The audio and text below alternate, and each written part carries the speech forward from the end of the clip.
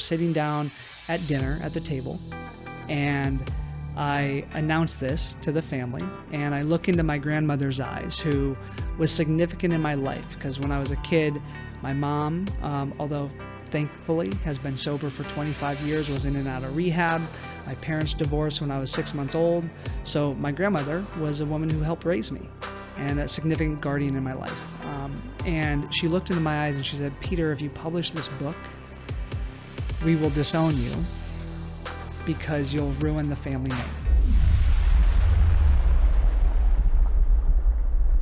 Welcome back to the Rock Your Gift podcast, where we operate at the intersection of business, personal growth, and creativity. And today I have an amazing guest. His name is Peter Scott. He is the founder of Fearless Coach Academy. He works with coaches, helping them start their coaching business, as well as he works with corporate leaders and helping them transition out into their own coaching practices. So welcome, Peter. Excited to have you here today. Sean, thank you for having me, man. Yeah, so we got to talk a little bit before this show, and it sounds like we have a lot in common. I would love to have you share a little bit about like your background, like what got you to where you are today, just a little bit to kind of orient us. Happy to share. So I did not start as a coach. I would say that I was working in corporate America as an investment banker in the beginning of my career, and quickly discovered that it was not my path. I don't know if you've ever had that stage of your career where you're doing work that society deems successful and family does, but it's not aligned with your gift or your passion.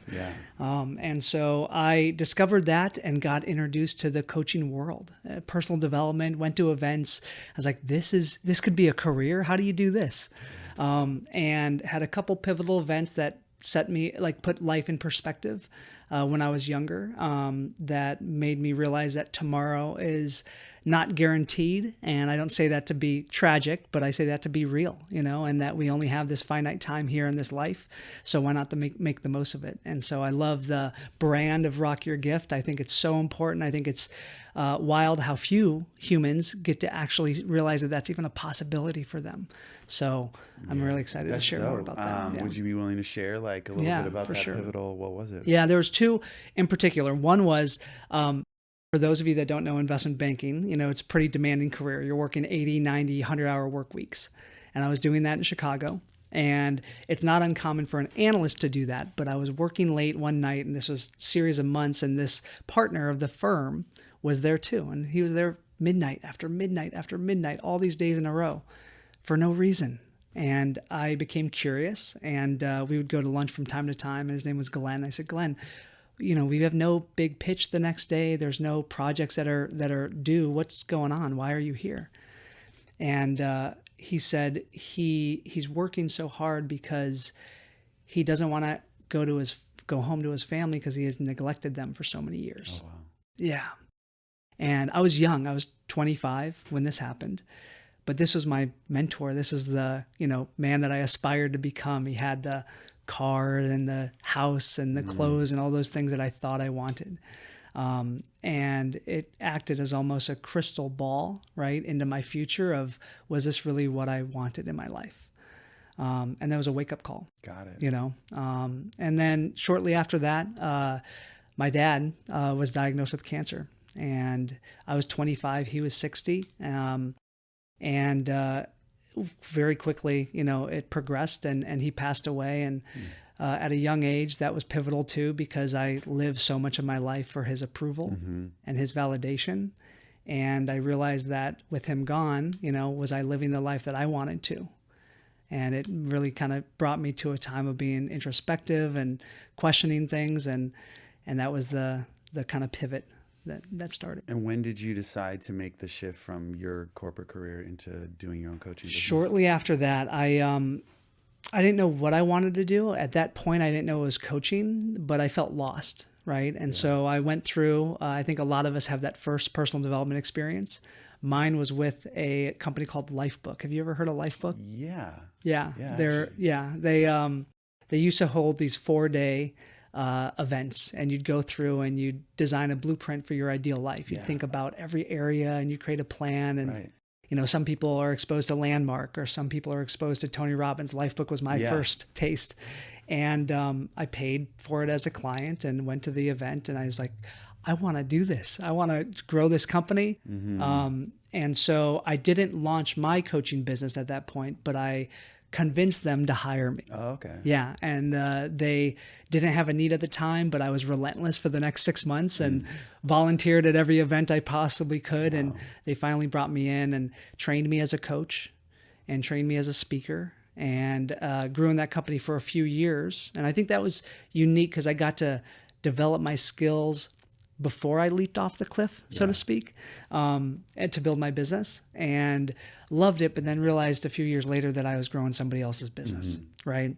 And then that's when I decided to rock my gift, and say, okay, I'm going to go on my own. I didn't have the courage yet to leave. And then of course, sometimes things happen, right? Where, they saw me growing in a different direction than they were and let me go. And it was devastating, right? Completely blindsided, wasn't expected, but it was the gift that I needed to actually go and build my business. Because at the time, I didn't have the courage to kind of quit and go do that. So developed great skills, developed great relationships in that company, and then finally had my freedom day and said, okay, this is my chance. I don't want to go back into investment banking, don't want to go back into finance. It wasn't my path.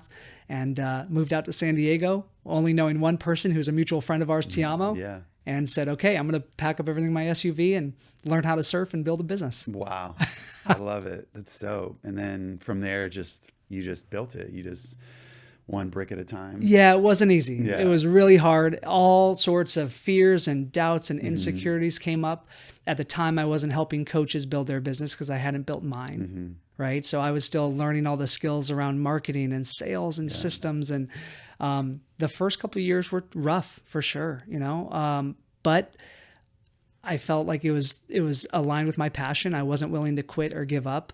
I think we were very blessed living where we do in San Diego because it's kind of a mecca for coaches. There's a lot of speakers and a lot of coaches in this area. So coming from Chicago to here, I felt like I found my tribe, Great. and I felt welcomed and I felt like I had community. And I was building a business then around peak performance and mindset, because that's an area that I had worked on a lot and I felt confident in and I was trained in. Yeah. And so that's where I started. I used to do these experiential retreats where we'd take clients great white shark diving and surfing and hang gliding in La Jolla, and had these amazing breakthrough experiences. And then as the business grew, started to connect with more coaches and realized I learned a lot about how to build the business, and took a couple friends on as clients just for free to share with them what I knew. And they got success, and I became really passionate about helping other coaches. That's great. I love that. That's a great story. I'm wondering, we talked a little bit about the genius zone. Yes. And where you feel like you really shine. And so share with us what that is and how that comes out in your work right now. Yeah, I think there's two key areas. So one is taking this internal resistance, whether it's the fear of failure or imposter syndrome or the fear of judgment, and identifying it and learning to release it so that somebody can actually turn that insecurity into fuel, into decisive action. A lot of the people that I've worked with are already very credible. They're very accomplished. But when you're building a business, especially if it's new and going into coaching, it feels like you're starting over, right? And so even though there's no reason for them to feel this way, they have this resistance. And so I find that that's a gift that I have, is identifying that, helping them kind of realize their gift, and then channeling that into an action plan that is simple. Because the other thing when it comes to building a business, as you know, is it can feel complex. Yeah. And it can feel overwhelming with all the different strategies that were being marketed to us. And so I'm really passionate about finding the direction that they want to go in and then simplifying a step-by-step plan for them to implement. Nice. Was there a second piece to that? I think I kind of bucketed in the second piece. Yeah. So first piece would be releasing the negative emotions and limiting beliefs and taking that decisive action. And the second piece would be simplification, finding a maybe complex vision, simplifying it down, and then I guess taking the action on that. That's dope. So we were talking about simplification and that issue of the overwhelm of all the things. And, one of the things that we were talking about was how important your energy is and how important joy is. And, what's your take on, like, when the complexity kind of reigns, and what do you recommend people do to sort of find the way through? Yeah, I think one thing is actually taking the time to sit down and put to paper what are the things that light you up? What are the things that bring you joy? Yeah. A friend of mine who passed away a few years ago, Sean Stevenson. Yeah. Did you know Sean? I know of him. Okay, yeah. So he had a thing called When Life Works List. And it's a list of things that you do. And when you do them, your life works, whether it's hydration or meditation or walking in nature. And so intentionally getting clear on what those things are and then prioritizing those, because my natural pattern, and I think you related to this when we were talking earlier, is to just drive and hustle and push through. And I was taught that in high school, and I was taught that from mentors, and I, was ingrained that in corporate America. And I found that I was operating that way for a long time in my business as well. And although I was more passionate about the business and I was working in a job, I still had that negative, that energy, that like scarcity energy. Totally. If that makes sense. Yeah. And so I feel like I still have more progress to make here, but I've done a really good job getting clear on what are the things that I can commit to in a morning routine? What are the things I can do during my day or in the evenings to get back into a present, grounded, and abundant energy? And when we speak and when we create from that, that's when the magic happens, right? Because I'm not doing it for approval anymore. I'm not doing it for validation. I'm doing it because it's a gift that I want to share. And I think those are the things that I've learned. Yeah, I think that whole topic around pushing through and coming from scarcity, and for me, there's like all these things I'm trying to do simultaneously, and it's like I'm trying to be this robot and like knock all these actions off as if like that's what I'm going to be proud of at the end of the day, and that energy has just not worked in terms of like my joy, and so I wonder like what do you say to people when they're all like, but I gotta make money and like we're coming from this sort of how do I get or how do I achieve kind of mindset, and it feels like it's a waste of time to take those walks or to do those morning rituals or to get into a good state. It's like, oh, all that fluffy stuff is it's a waste because I got stuff to do. For like sure. How do you think of bridging those two worlds? Because it's not one or the other, right? It's like, what's that integration? Totally. Well, I think it's like when the space is there, it'll get filled with stuff, right? Yeah. So it's like if we don't think of like the Stephen Covey jar metaphor, right? If we don't put our big rocks in first and our pebbles in first, and it's filled with sand, and then our priorities are no longer there, right? And we sacrifice the essential things in our life for the non-essential because of other people's demands. Right. And it's a very easy thing to do because like, especially for people like us who just want to give and help and provide and serve and all those things. So I think for me, the biggest shift is one, creating a little experiment. So I think to go from never doing that to only doing that is a big leap, but to say, okay, for the next 7 days, I'm just going to do an experiment. Maybe it's not a really demanding work week. Maybe it's a holiday and you're going to test these little things and you're going to see how it feels. And so like last week, for example, which is around the holidays, there was time, like there's less calls and commitments in my schedule. So I did more of those things. And I found that the calls that I had actually produced better results because of my state, because of my energy, because I wasn't rushing off to the next thing. And so that was just a little signal that I needed to see to experience the confirmation, like, oh, this actually makes a bigger impact. Like I will be more successful by doing these things. So in the beginning, it's almost like a leap of faith. It's like a trust in yourself but also in knowing that like, if it doesn't work, then you can course correct and you can find another way. But just by doing that and giving yourself permission to do that, I think that's when the magic happens. I love that. I remember the Covey jar, and I've always thought about it in the sense of big rocks being like the things that move the needle in the business forward only, right? I was like, oh, there's things of personal growth that need to go into the rocks, Otherwise, all that becomes pebbles on top. Like that's what hit me when you said that. I was like, why have I been so like focused on on productivity only being that Totally. this business moves forward. Yeah. And that's the shift that is really up for me this year in 2026. One thing my wife and I just did is we sat down and I learned this from a mentor of mine named Taki years ago. I forget what he called it. I think the preloaded year, Yeah. but we went through a process of Yeah. doing that, of getting clear on like, okay, instead of scheduling the big speaking events first, why not schedule the family trips first? Right. Or for me, the golf trips that I want to do with Yeah. my boys and stuff like that. Like that's the idea. Exactly. Yeah. Yeah, that's great. So I love that. And one of the things that I know that we had in common as well is maybe a people pleasing tendency. So I'd love for you to speak on like how that's shown up in your business and like or in your life in business, right? And what has the impact been and what have been the growth that you've taken on that? It is still a journey. It is still a journey that I'm working on. But it's something I identified with. I call myself a recovering people pleaser, no longer just a people pleaser.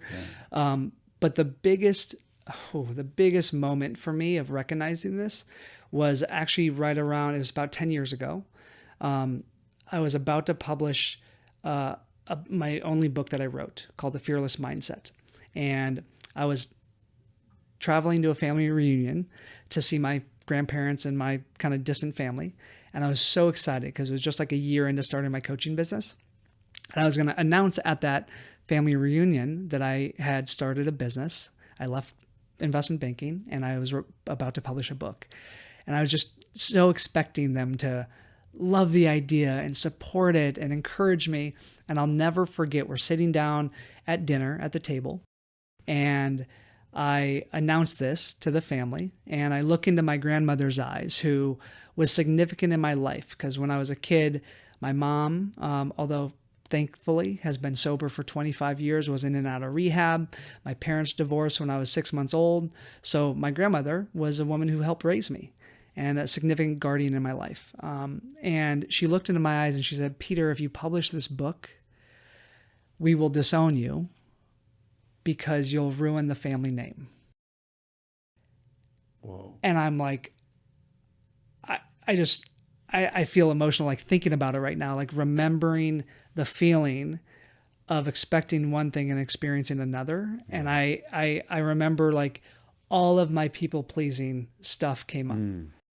Like I wasn't even aware of my pattern until that moment because I lived so much of my life for my family's approval that the moment I realized I wasn't going to get it, I started to backpedal and I started to, maybe I shouldn't publish this book.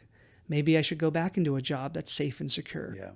And it was a choice, right? It was a moment where I had to make a choice. Do I let my need to please others keep me from pursuing my gift or sharing my gift? Or do I let that go and do this no matter what? And that was the start of kind of the awareness. Wow. And it wasn't easy. I decided to obviously follow through on building my business and publish my book. And it was really hard with certain family members for years. I mean, some of them I literally would block on social media. You know, some of them would see my content and comment negatively to me. And I'd say, "Hey, listen, I love you. I appreciate you. I'll see you at the next family hangout, but I just don't want to tolerate this." And I had to learn to start creating these boundaries, you know? Wow. Yeah. I imagine doing that with family allowed you to do it easier with the people who aren't family. Very much so. Yeah. Hardest thing was family, for sure. Yeah. But then again, like as I grow and as a coach too, we always want to help, right? So I've had to learn how to create boundaries with clients of serving them, of recognizing that we're responsible to them, but we're not responsible for them, right? And, learning to say no. Oh, it has not been easy for me. Right. And I'm sure. I want to talk to you about that. But something you just said caught my mind. I just want you to explain, like when you say responsible to versus for, maybe you can share a little bit more for people who might feel that way. Like, well, how do you make that distinction? Yeah. So like, I'll share an example, like a client who's stuck right in implementation. I will always go above and beyond in every way that I can to help them get into action. Yeah. But to know that there still will be times when something's not implemented, or there still will be times when there's a self-sabotage pattern. And it's very challenging, it has been for me, to allow the space for them to have their own experience because I want to go in and manage it. And then what that would do is create a disservice to all of the other clients Right. or family, right? My wife and my son would get less of me because I would be giving so much away to clients. Yeah. And so it's a really important distinction to say, I'm going to do everything I can to help this person and recognize that it is their responsibility to do the work as well. Mm-hmm. And sometimes not everyone is willing to do that. Yeah. And so that was a really big learning for me. Yeah. Yeah. Have you had some experiences where clients were unhappy and it was like a Totally. rough kind of thing? Yeah, for sure. And then I take it personally Yeah. and her ego and Right. all that stuff. Yeah. And I'll get vulnerable in this because in the beginning, my mentors were focused on one thing. And some of them were great mentors. All of them were great, but they were focused on growing businesses. Yeah. So I put all of my energy into learning how to market and learning how to sell. Yeah. And you need to have those skills to be successful, right? Yeah. No matter what product or service you have. But it was a blind spot to me of recognizing that what's most important to really grow a business is to make sure you have clients that are raving fans. Mm. And that fulfillment is the engine, the Right. growth engine, right? The secret to growth is world-class fulfillment. I learned that just in the last couple years. So like all of my energy, although yes, we have these new projects that we're doing, these new funnels that we're launching, 80% of it is going into how do I improve our fulfillment systems? How do we bring on better coaches that are better trained, more qualified to help our clients win? So that was like a big learning for me. And to know not everyone will. Yeah. Not everyone will. And that's something that like, I think if I focus on trying to just not everyone will. And although it's our responsibility to support them through that, it's not ours to do the work. Got it. So yeah, let's talk about saying no. And, I just think this whole topic it's really powerful because it's really up for me. My experience has been that I've made a great impact in a lot of people's lives. I've worked with a lot of clients, but there has been a feeling of sacrificing myself in the process, and feeling like, I'm not in my joy enough. Yeah. And so this year has been, this year's commitment is to really put my foot down and say, this is the line where I'm going to be unapologetic around who I am, what I love, what I'm a no to, what I say no to, what I say yes to, honoring joy. And it's an edge, Yeah. So talk to us about what do you do when you want to hold that line, and how do you say no? And what's your thoughts around simplification? One is getting clear, right, on what I'm saying no to. So I have a tendency to set goals at the start of a new year and to get clear on what I want and have the big objectives, and then operate day to day on to-do lists, right? Yeah. And at time that can make you productive, Yeah.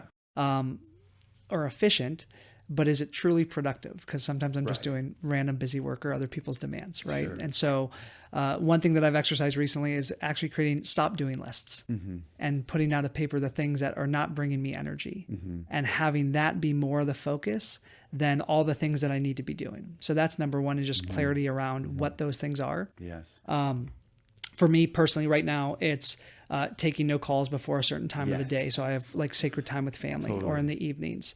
Having a lunch break. Right. What a novel idea. Exactly. Right? Because before we just grind throughout the whole day. So that's one thing. Yeah. And then also to recognize that people begin to respect you more when boundaries are set. Right? Because when I say yes to everything, people are getting a fraction of me because I'm spreading myself way too thin. And if I say a clear no without needing to explain why, it's just a no, no, I've got another priority, right now. There's no pushback like I thought that there was. There's no disappointment in that. And so I think me realizing that any of these negative emotions that I'm worried about feeling, right, hurt or guilt or anything like that, aren't really showing up in a way when I'm able to create that boundary. And one of my favorite quotes is Warren Buffett. And he says the difference between successful people and highly successful people is that highly successful people say no to almost everything. Yeah. And in the beginning, I think there's a stage of life when that makes sense, Yeah. right? In the beginning, Right. if you're just starting your business, Totally. you almost want to say yes to every opportunity, Yeah. right? Because that gets exactly. But at a certain point, where you're at and where I'm at, it's important that we say no so that we can actually say yes to the right things. Yeah. Yeah. I think that's a huge lesson. And I think that for me, there's just this clarity that's emerged where my biggest challenge is being a creative type where I love variety and I love having different things I'm learning. Like I'm so interested in growth, and there's, I got to get better in AI, and I've got to get better at the business stuff, and there's personal growth objectives. But being able to say, look, this is not a Q1 focus. Yeah. This can happen possibly this year, but it's not going to happen right now. Yep. It's like, it tears my heart out. For sure. It's like one of the hardest things is like, Totally. I don't know, just staying focused has got on like a couple few things has got some stuff for me. I just didn't realize it until like I started to really see myself. Yep. So I love that, being able to say no, being able to hold the line on when you'll do calls, all things that I've also just made some decisions on. But I would say that there's a really strong feeling emerging from taking those actions, and a, like this honoring that I hadn't felt before. And I wonder for you, like when you choose to honor yourself, if you notice a difference in your energy. You were talking about how you were taking less calls, and so like, much. and how that's going to guide you, or what's your thoughts on I mean, that? I'm more present as a husband to my wife, Amy. I'm more present to my son, Peter. Like I am so, like, that is the focus of my life right now, right? Is that. And yes, I care about clients, and yes, I care about impact and creating financial freedom and all those things. But like, it's like, what am I doing this for? Right. And a big growth edge for me around no too is learning to actually trust others to step in and support. With people pleasing tendencies, with growing up with parents that were in and out of rehab and alcoholism, trusting another person was really, really, really hard for me. And so I would just do everything myself in business, right? And so I really set the intention last year to find someone who I can delegate to and train properly, and they can step in some of the roles that I don't want to do specifically in my business. And that has required an investment, has required a lot of time, right, to train that person.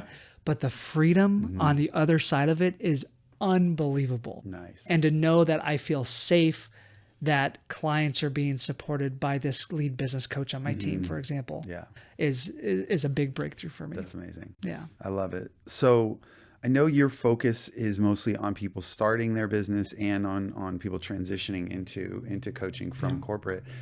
What are some of the things that you help people with in that? And that if you're new, you're watching this, you're thinking about doing coaching, you're considering, or you're in corporate, you want to make that transition. Like, what are some of the things that they need to be thinking about? Starting with the fundamentals. So like one of the first things one of the most important things to get clear on, what is your niche? Like, what's the problem that your coaching solves? Who is it for? And what's the message that you're going to use? As you know, this industry has completely exploded in good ways and in some bad ways, right? And it feels like everybody online is selling stuff. Everybody is a coach or a speaker. And so it's more important now than ever to narrow down that focus and be hyper specific. And this is not easy for creatives, right? Too, because we want to help people with so many different things. So those are the fundamentals, because I think if we're unclear on those things, there's no next step, right? How would you know how to generate a lead, or what your offer would be, or how to go from one-on-one coaching to group coaching if we don't have a clear problem we're solving for? So that's number one. Well, before you move on, let's talk about that for a second. So when you talk about narrowing or niching and so forth, where do you think the line is there, or what's the advice? Because there's like the idea of, being able to be specific enough to say that I work with this type of entrepreneur, but then there's also the idea of like, what's the one thing that you're going to be known for kind of thing? Where do you ask people to I don't think it's black or white. I think it's definitely a blend, but I think about it in, imagine like a Venn diagram, but 2 circles instead of 3. So 2 circles intersecting each other. One is who you help, and the other one is what you help them with. And sometimes you can be broad on one of those, right? Maybe you help professionals, corporate people, that's kind of broad. But if you're very narrow on, I help corporate leaders, but I help them on leadership development. Now that's getting very specific on what you help them with. That's a good right? direction. Yeah. So I think thinking about who you want to serve and what you want to help them with. But the framework is, I call it the 3 Ps, which is the person you serve, the problem you solve, and the promise you make. Right. So if you can articulate, I help this person who's struggling with this problem achieve this promise, now you have an idea of a journey that you're taking them on. And I also have learned that in the beginning, it's a hypothesis. It's a guess, right? Because if you're just starting, you haven't worked with a lot of people yet. So you want to give yourself permission to dream and to let it be messy, like clarity, to have the perfectly chosen niche or the perfectly clarified magnetic message is not possible in the beginning, in my opinion. I think that clarity comes as a result of starting to communicate and create content and do the work. Totally. Yeah. Yeah. What do you say to somebody who's coming in the game and they don't have any audience, they don't have any following? I mean, if you're working with new people, that's probably coming up a lot. What are you telling them they should do to start to like get some traction? 2. One is really simple because it's with their existing network, and the other one can be a little edgy because it's putting themselves out there. So the first one is, whenever we work with somebody, if we're working with a business or a corporate leader, they generally have enough life experience to have a network of people who know, like, and trust them, right?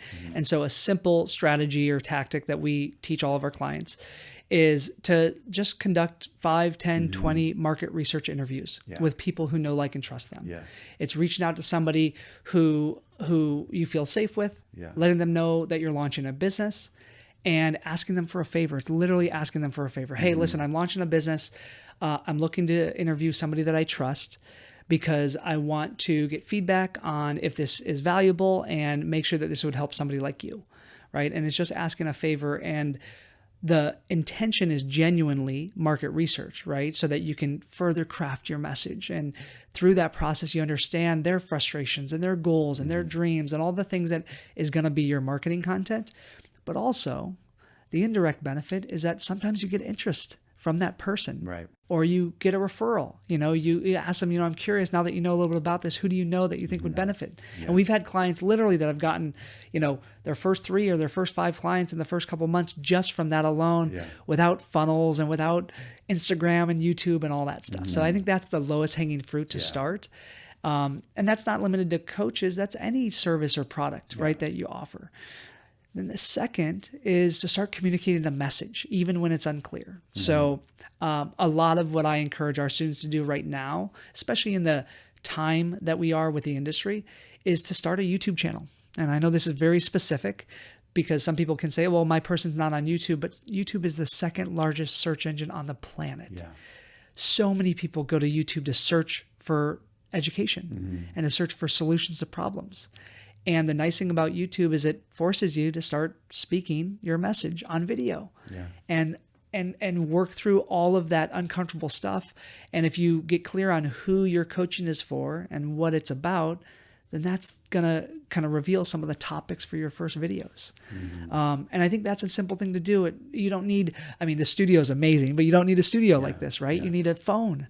Totally. And that's it. And you hit record and you start talking. And it's going to be messy. And it's going to, you would laugh, who's watching this, looking at my videos 10 years ago, 12 years ago. I was stuttering all over the place. I wasn't making sense. I was uncomfortable. And I think just through repetition, you find the momentum there. That's awesome. What do you do when you have clients who are just... the issue, I think, is that when you move into entrepreneurship from being an employee and working in a corporate or working in a job, is of course that you expect that if I do this, then I get this, right? And that whole, like, I punched the clock, or I put this many hours in, and this whole thing of, like, I posted and nothing happened, and like nobody's paying attention, and all the head trash that comes in for people when they're like saying they're doing all the things that their mentors are saying and nothing's happening, and they're really frustrated and stuff. Like, we know that they just have usually the wrong perspective, and Totally. that like it's never going to be that if I put X amount in, I'm going to get it back, and we have to Yeah. continue to stay the course beyond those like kind of threshold points to Totally. start to see. But how do you help people through that? How do you personally take Yeah. that? Because that to me is something that I find really challenging, because sure. we're at a place where there's more momentum in the business because we've moved through those steps. And it can feel a little frustrating to Yep. be like, you got to do more. Yeah. You got to take a little more action. Like Totally. you got to be more uncomfortable. But Yeah. they're like, It's frustrated. I think also it's the time of the society we're in, where we're being marketed to overnight success. Yeah. And we're seeing these people come out of nowhere, even though for the last 10 years behind the scenes, they were going through the building and the struggle and the breakdowns and the failures and all that. So there's this like unconscious expectation that you push a button and magic happens. For me, it's helping them and myself fall back in love with the process. So to detach myself less from the outcome and the event. Yes, I'm going to set the goal. Yes, I'm going to have a clear vision. And yes, I'm going to believe that I can achieve it. And I'm going to believe aggressively that I can achieve it quickly. I'm going to choose to have that belief. And if it doesn't happen in that timeline, I'm going to do everything in my power to not get discouraged or quit or give up. Because I think that's honestly the one thing that separates the successful from the struggling, is that the successful simply didn't quit. Yeah. They just refused to. Totally. And for me, I put a lot of effort into YouTube, right? We publish one video a week, and I know there's other creators that do a lot more than that, but it's still a lot of effort to do that. And some videos are great performance. Some videos fall flat. And some videos never bring us any leads or any clients. But the thing that has helped me is remembering that my content is going to change more lives than my coaching ever will. And knowing that, and that's one phrase that I often share with our clients, because if we attach our worth to the number of clients that we have or the revenue or profit in our business, then we're going to constantly, right? We're constantly moving the goalpost where we're never satisfied. Right. And part of that is a gift. Part of that is like the gift of a high achiever is you were never satisfied, but that's also the curse of the high achiever, right? And so for me, if I can create a piece of content or do an interview like this and it brings me nothing, but I know somebody may have heard it and it helps them, mission accomplished. And that makes me, the energy behind creation is so much cleaner, right? Because I don't have that force, that attachment, or that scarcity where I need this to happen. Yes. A lot easier said than done, but that's kind of my thought. That's great. Yeah. I love that. I think that's a great perspective. Yeah. So we have a little more time. I'd love for you to share anything that you feel like, is up for you, or that we haven't talked about that you think could be really impactful to people listening. Yeah. The biggest thing for me personally, and I think this would help everyone watching this, is the power of learning to regulate your nervous system. Because I've recently learned that I have these patterns, right? And these are deeply ingrained patterns from childhood. They're ingrained further as I got older, where that hustle, that push, it's almost like this constant fight or flight. Yeah. And you can create things of that energy, but it can be depleting. It can be exhausting. It can damage, other areas of your life. And so I think it's really important to invest in your business skills and get business coaches and be a part of masterminds, but not at the cost of your own mental and emotional state. And so for me this year, it's funny, I've got this Aura ring. I just got and I'm not an affiliate. I don't get any commission from that, but I'm tracking these different things, and it's making me realize and recognize, okay, maybe I can actually just pause and take a breath in this moment. Right? Or I can get out from in front of my screen and go for a walk out in nature. Yeah. And those are the things that just having the awareness that it's on my mind is kind of what I'm choosing to do now. So I think that's really important, whether you're just starting or you're further along, right? Especially if you're successful and you have a team that you're responsible for, right? And expenses are high in your business.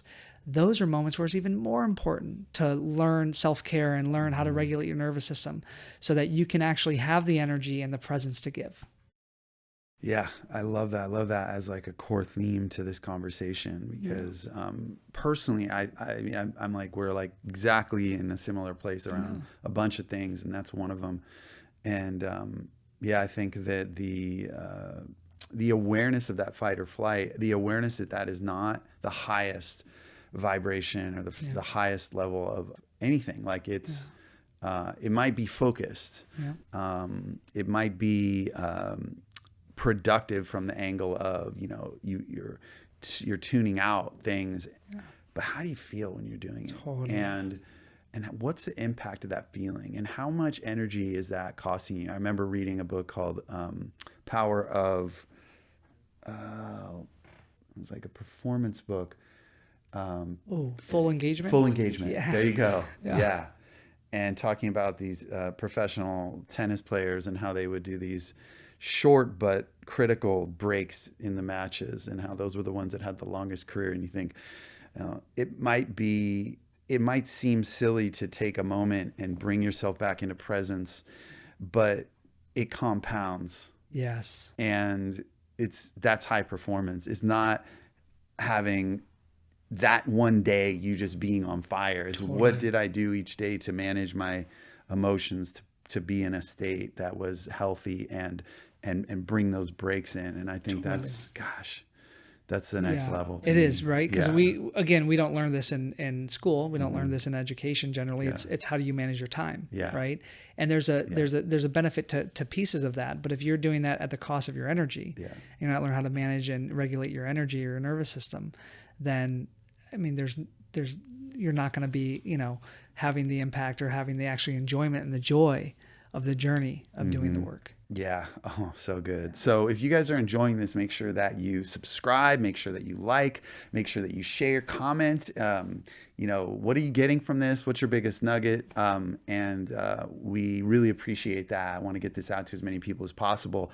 And we have a little bit more time. I'd love for you to share, like, how can people find you? What are some of the things that you got out there for people? Thank you. First of all, thank you again. Super honored to be on the podcast. Easiest place for people to find me is my website. I have a website. It's just fearlesscoachacademy.com. And I am on all the social media channels, so people can connect with me by just searching Peter Scott, IV as in the fourth. A great resource is I've got a gift that I'd love to share. We've got two great things. One is I produce a ton of useful and actionable content on our YouTube channel. So I definitely recommend checking out and subscribing to our YouTube channel. There's a bunch of training videos there. We'll include that. Not just for startup early coaches, but also more established, successful speakers and coaches. And we've got free online courses there.